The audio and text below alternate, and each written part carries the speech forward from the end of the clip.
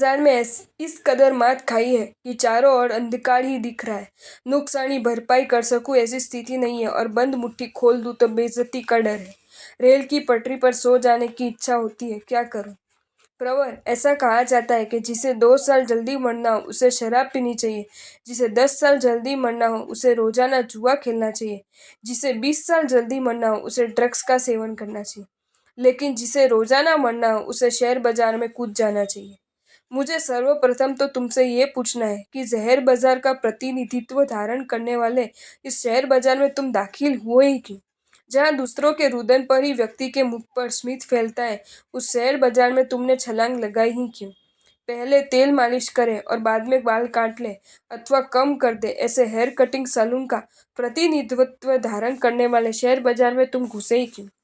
तुम शायद मेरे सवाल का जवाब दो या ना दो, मैं खुद ही इन सवालों का जवाब दे सकता हूँ, और वह जवाब है कम समय में बिना पुरुषार्थ के करोड़ों रुपए कमा लेने का जालिम पागलपन।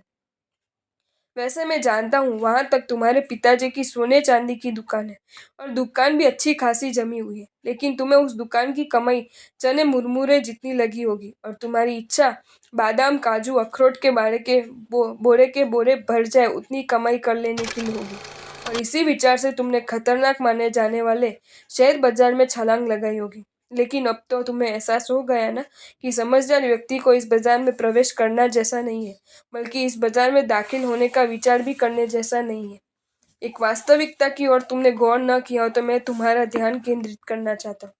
चाहे कपड़ा बाजार हो या लोहा बाजार, जौहरी बाजार हो या रुई का बाजार, उन बाजारों में होने वाले नुकसानों से उबर जाना व्यापारी के लिए शायद संभव हो जाता है, क्योंकि उस बाजार की नुकसानी की रकम बहुत बड़ी होने की संभावना नहीं होती। लेकिन शेयर बाजार में इंसान को जो नुकसान होता है उसकी रकम इतनी बड़ी होती है कि उसमें से वह खुद तो उबर नहीं सकता, बल्कि उसके स्वजन, परिचित अथवा मित्र भी उससे सहायता करके बाहर नहीं निकाल सकते।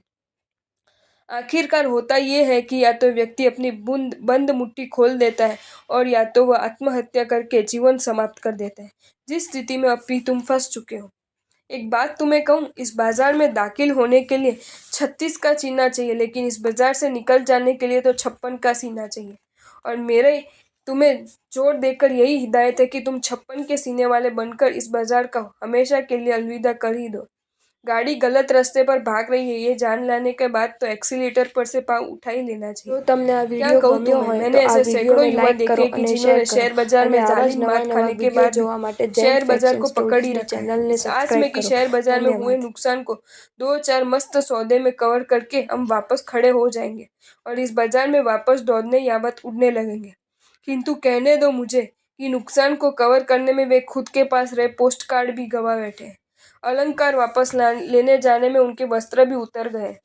मिठाई मिल जाने की आस में वे अपनी थाली की रोटी भी गवा बैठे। तुमने भले ही अपनी मनःस्थिति की बात मुझे लिखकर मेरे पास मार्गदर्शन मांगा है, लेकिन मुझे तुम पर विश्वास नहीं है कि तुम मेरे मार्गदर्शन को पाकर शेयर बाजार को छोड़ देने का पराक्रम दिखाकर ही रहोगे।